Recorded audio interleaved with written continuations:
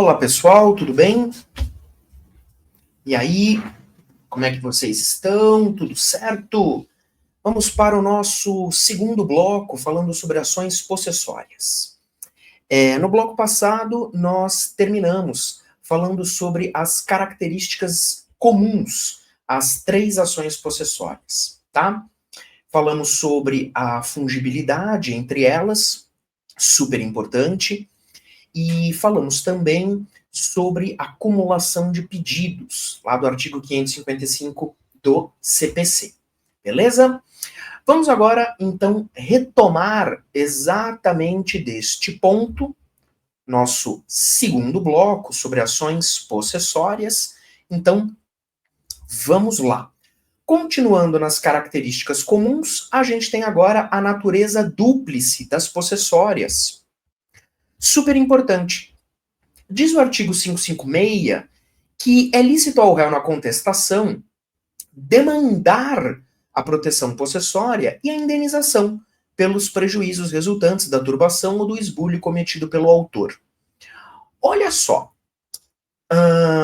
quando a gente fala sobre ações dúplices, nós estamos querendo dizer aqui, especificamente nas possessórias, o seguinte: que o réu, ele pode, na contestação, formular pedidos contra o autor sem a necessidade de apresentar reconvenção. Nestes casos aqui, do 556, o réu, ele não precisa apresentar reconvenção, porque ele pode fazer estes pedidos na própria contestação. Por isso que nós dizemos que as possessórias são ações dúplices. Cuidado, porque existe também um outro sentido da ação dúplice, tá? Que é um sentido relacionado aí ao resultado da ação. Ações dúplices também podem, numa outra ótica, ser aquelas onde a procedência de uma significa a improcedência da outra, tá? Então, isso também é chamado de duplicidade das ações, ok? É o que acontece, por exemplo, com a ação direta de inconstitucionalidade, a ADI, e a ação declaratória de constitucionalidade, ADC. Elas são dúplices porque a procedência de uma implica em improcedência da outra. Mas não é sobre essa natureza dúplice que a gente está falando aqui nas possessórias, tá? Essa natureza dúplice é aquela que se revela quando o réu, na contestação, pode formular pedidos contra o autor sem a necessidade de apresentar reconvenção. Ok? Então, por exemplo, eu tenho imóveis próximos, eu tenho imóveis com divisas próximas, tá?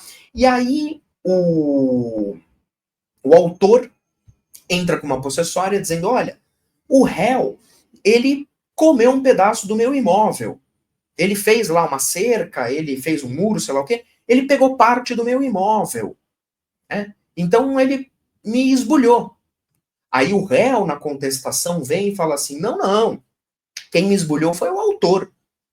É ele que comeu uma parte do meu imóvel. Né? E eu quero a proteção possessória. Então, ele dentro da contestação apresenta o pedido da proteção possessória contra o autor sem necessidade de reconvenção. Ok? E o réu, ele pode, na contestação, cumular aqueles pedidos do artigo 555 que a gente viu no bloco passado. Ok? Repito, sem a necessidade de apresentar reconvenção, dentro da própria contestação. Ok? E isso é muito importante, né? Porque a reconvenção, ela é uma ação. Então, se ela é uma ação, ela tem procedimento, né? Ela tem lá a possibilidade do autor apresentar contestação à reconvenção. A gente já tem aula de reconvenção aqui, caso você não lembre.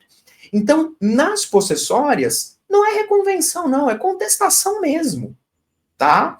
Essa possibilidade é possível porque o CPC autoriza, tá aqui no artigo 556. É uma peculiaridade das possessórias, tá certo? Uma característica comum a essas possessórias. Agora, cuidado, o réu, ele não pode pedir liminar, tá? A gente vai falar dessa liminar mais para frente, quando a gente estiver falando do procedimento das possessórias. Aí a gente vai conversar um pouquinho sobre essa liminar que o autor pode pedir.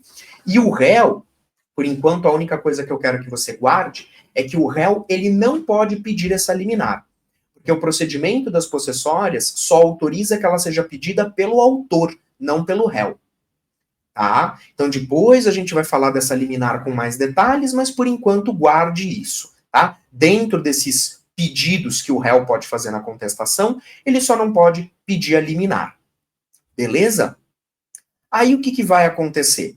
Feitos os pedidos na contestação, o juiz vai ouvir o autor, claro, né? Em homenagem ao princípio do contraditório, e depois vai dar a sentença decidindo todos os pedidos. Beleza? Ok? Então, nessa situação aqui da possessória, pelo menos nesse caso, né, de não necessidade de reconvenção, isso é muito mais prático. Né? Muito mais prático, muito mais rápido, porque a reconvenção, ela atrasa o processo, deixa o processo mais complicado, como a gente já teve oportunidade de comentar. Aqui é mais simples, porque nós estamos dentro da contestação mesmo, tá? Agora, não é, pessoal, que a reconvenção ela é proibida nas ações possessórias. Não é bem isso. Não é totalmente correto a gente falar que em sede de possessória o réu não pode apresentar reconvenção. Não é isso. É que nestes casos que a gente comentou agora, a reconvenção ela não é necessária. Então, por exemplo, o réu, ele quer fazer um daqueles pedidos do artigo 555, ele não precisa de reconvenção, ele faz na própria contestação. Agora, se o réu, ele quiser fazer pedidos contra o autor, fora daqueles pedidos previstos no artigo 555, né, e preencher os requisitos do artigo 343, nada obsta que o réu apresente reconvenção dentro da possessória. Por exemplo, o réu faz pedido referente à rescisão de um contrato ou anulação de um contrato. Rescisão, anulação de contrato não estão lá no 555, tá? Mas isso pode ser pedido dentro da possessória? Pode. Se o réu preencher os requisitos do artigo 343, que é o artigo que trata da reconvenção, a reconvenção será admitida dentro da possessória.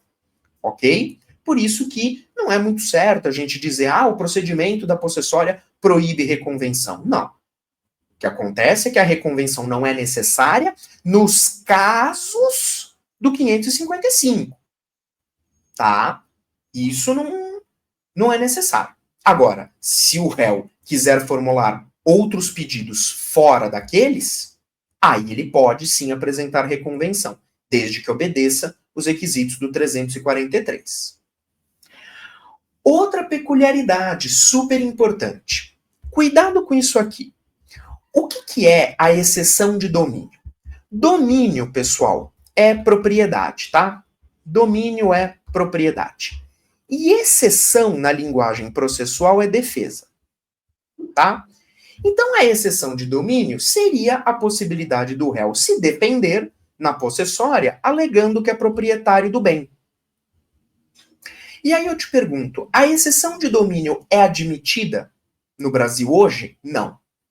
Ela não é admitida no Brasil. Essa tese defensiva é proibida no âmbito das possessórias. Eu mencionei no bloco passado que a propriedade do bem, ela é irrelevante no âmbito da possessória. E é mesmo. Então, em nenhum momento eu posso discutir propriedade dentro da possessória. Não posso. Possessória é para discutir posse. O CPC separa muito bem posse e propriedade. Essa ação é para discutir posse. Você quer discutir propriedade, você tem que entrar com outra ação. Uma ação de procedimento comum, geralmente. Ok? Não vai discutir propriedade dentro da possessória. Porque às vezes o que o réu ele faz? O réu, ele apresenta a contestação na possessória dizendo assim, olha, eu sou proprietário desse bem. Eu sou proprietário desse bem. E aí o que o juiz vai dizer? Dane-se. Não me interessa. Não me interessa. Nós estamos aqui para discutir posse, não propriedade. E essa vedação da exceção de domínio é uma consequência não do CPC, mas do Código Civil. O artigo 1210, parágrafo 2º, que está aqui, ó.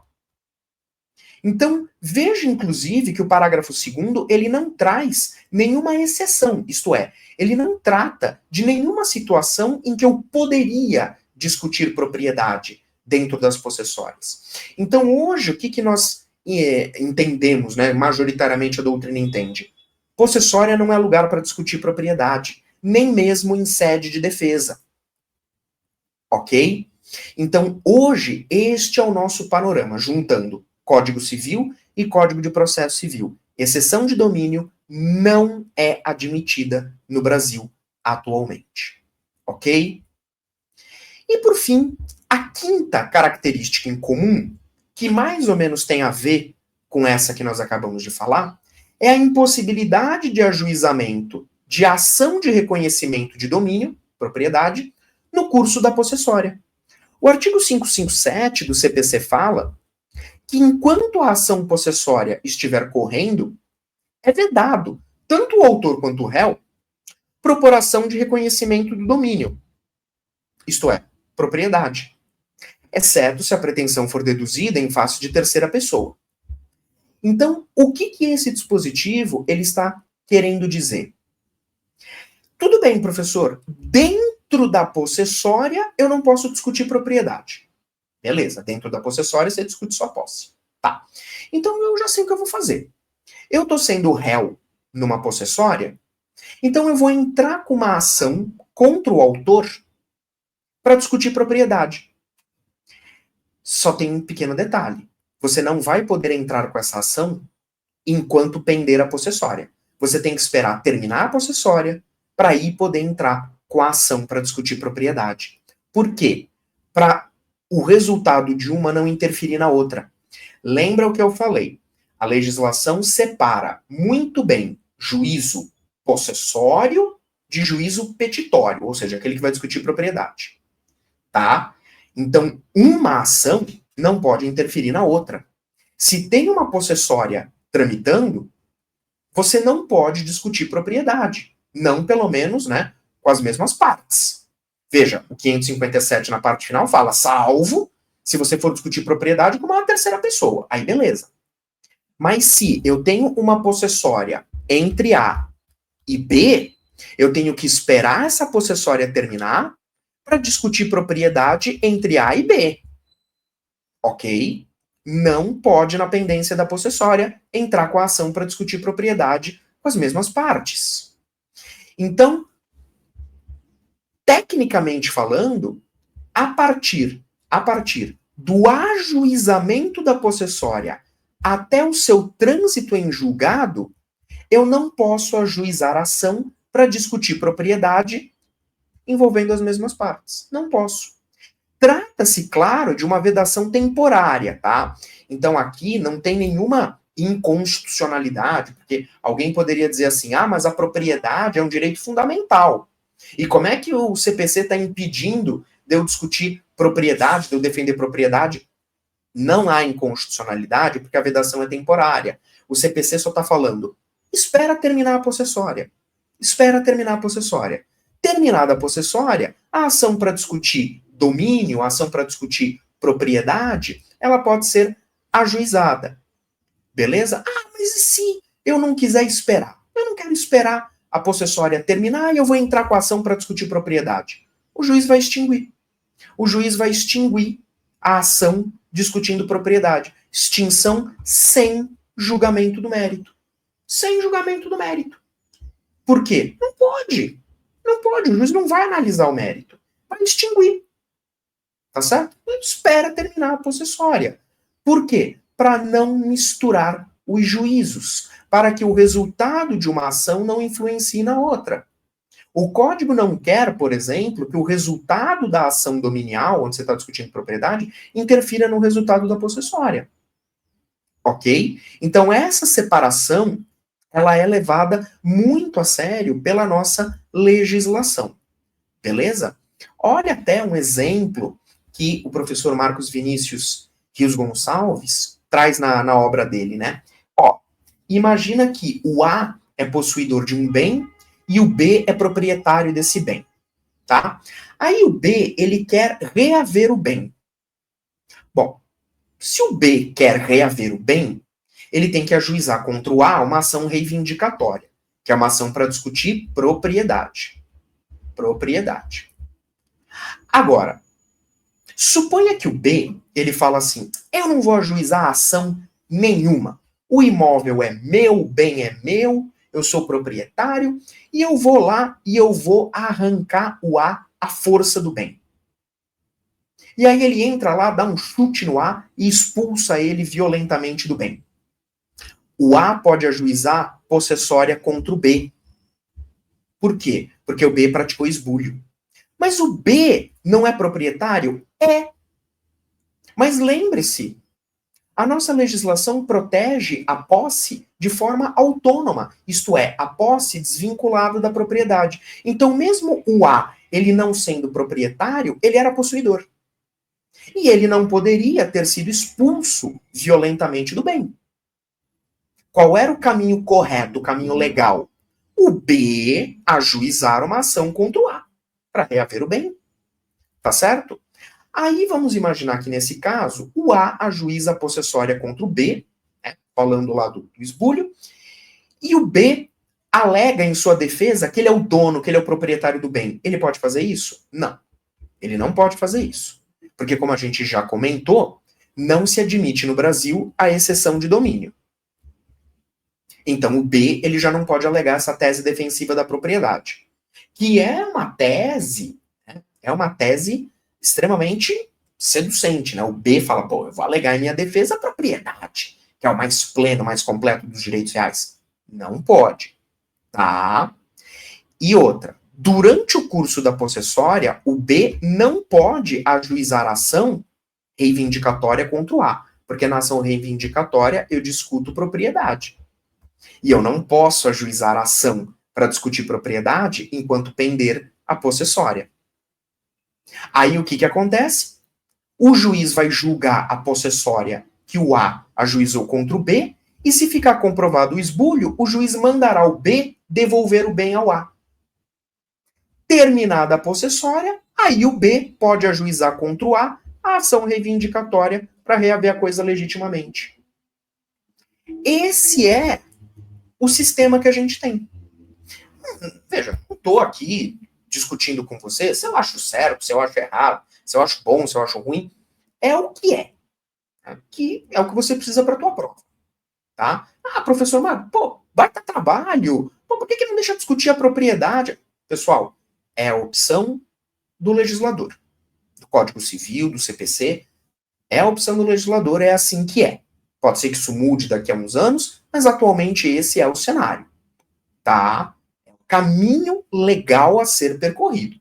Bom, mas então, se ficar comprovado o esbulho, em sede da possessória, o juiz manda o B devolver o bem para o A, mesmo o B sendo proprietário? Sim. Sim. Porque o A é possuidor e perdeu a posse de forma ilegal. Então, terminada a possessória, espera terminar a possessória, vem o B e pode ajuizar contra o A a ação reivindicatória para aí sim reaver a coisa de forma legítima. Tá? Beleza? Cuidado com isso. Eu acho que esse exemplo ele é bem ilustrativo para mostrar essas duas últimas características que a gente viu. A impossibilidade de ajuizamento da ação de propriedade, né, enquanto durar a possessória, e a exceção de domínio. Ok? Então eu acho que esse exemplo aqui ele é bem ilustrativo. Bom, pessoal, superadas essas características comuns, procedimento das possessórias. Gente, as possessórias, elas podem seguir dois procedimentos, na verdade, tá? Um procedimento especial e o procedimento comum. Então, existe possessória de procedimento especial e existe possessória de procedimento comum. Professor, como é que eu vou distinguir? Vamos lá. Em primeiro lugar, eu tenho aquelas possessórias chamadas de possessórias de força nova. A possessória de força nova é aquela que é ajuizada dentro do prazo de ano e dia a contar da data do esbulho ou da turbação. Então está aqui a previsão no caput do artigo 558 do CPC. Tá? Regem o procedimento de manutenção e reintegração de posse, as normas da seção 2 deste capítulo, que é o procedimento especial, quando a ação for proposta dentro de ano e dia da turbação ou do esbulho afirmado na inicial. Passado o prazo de ano e dia, o procedimento será comum. Comum. Será uma possessória? Será uma possessória. Mas uma possessória de procedimento comum, não especial. Aí eu vou ter as chamadas possessórias de força velha. O que é possessória de força velha? É aquela ajuizada depois de terminado o prazo de ano e dia, onde o procedimento adotado será o procedimento comum. Então, repare uma coisa. Este prazo de ano e dia, ele vai influenciar no procedimento, não na qualidade da posse. Não na qualidade da posse. Tá? Esse prazo de ano e dia, ele repercute apenas no procedimento a ser adotado. Ou procedimento especial, se for possessória de força nova, ou procedimento comum, se for possessória de força velha. Tá? A qualidade da posse, se é de má fé, boa fé, isso não é afetada por este prazo. E também tome muito cuidado para não sair dizendo que toda possessória é de procedimento especial. Tá? Nem toda. Se for possessória de força velha, o procedimento é o comum, que a gente já conhece. Será uma possessória? Será uma possessória. Mas não vai ter o procedimento especial. Que, diga-se de passagem, esse procedimento especial das possessórias de força nova, ele é daqueles que só é especial no começo. Porque a única particularidade desse procedimento especial é ter uma fase de liminar no comecinho do processo. Onde essa liminar ela pode ser concedida de plano pelo juiz ou depois da audiência de justificação, que a gente vai falar no próximo bloco. Depois de superada, depois de terminada essa fase inicial, essa fase de liminar, a possessória vai seguir o procedimento comum. Então, mesmo o procedimento especial das possessórias de força nova é daqueles procedimentos especiais que, depois do começo, depois da fase inicial, se converte em procedimento comum. Tá? Não é daqueles procedimentos 100% especiais. Tá? Mas não deixa de ser um procedimento especial, porque tem essa fase de liminar que é utilizada aí no começo do processo, tá? Onde o autor ele pode pedir essa liminar. E aí o juiz pode conceder de plano ou, primeiro, realizar uma audiência de justificação para conceder depois, se for o caso. Beleza? Então, muito cuidado com esses dois tipos de procedimento das possessórias, onde eu vou ter, repetindo, prazo de ano e dia, possessória de força nova, procedimento especial, tá? E possessória de força velha, que é ajuizada depois desse prazo de ano e dia, procedimento comum, procedimento inteiramente comum, tá? O procedimento especial das possessórias de força nova só é especial no começo, depois ele se converte em procedimento comum. Beleza? Então, neste bloco, a gente conclui essa parte inicial do estudo das possessórias, tá? Aonde nós terminamos aqui as características comuns, falando da natureza dúplice das possessórias, falando da exceção de domínio, proibida no Brasil, não pode, tá? A impossibilidade de ajuizamento da ação para discutir propriedade enquanto perdurar a possessória, tá? E falamos aí um pouquinho sobre os dois procedimentos das possessórias, o especial e o comum, possessória de força nova e possessória de força velha. Beleza? Pessoal, nós ainda teremos mais 2 blocos para falar sobre as ações possessórias, onde a gente vai efetivamente estudar o procedimento especial das possessórias de força nova, tá? Claro, as de força velha a gente não estuda porque é o procedimento comum, tá? Aí eu aplico as regras normais de procedimento comum, beleza? Mas esse procedimento especial das possessórias de força nova, a gente vai começar a estudar a partir do próximo bloco, beleza? Então esses 2 blocos iniciais foram para trabalhar características gerais, introdução, para a gente se ambientar dentro do mundo das possessórias, e aí a partir do nosso terceiro bloco, a gente efetivamente começa a análise de cada ponto do procedimento especial, levando em conta aquilo que é mais perguntado nas provas, levando em conta aquilo que cai com maior frequência nas provas. Beleza? Pessoal, então, espero que vocês estejam gostando, espero que vocês estejam aí acompanhando o nosso conteúdo, leia os materiais, me procure se tiver qualquer dúvida, ou pelos canais do Que Concursos, ou pelas redes sociais, que eu estou aí à disposição para te ajudar, beleza? Gente, muito obrigado pela atenção, obrigado pela paciência, e a gente se vê no nosso próximo bloco. Até mais.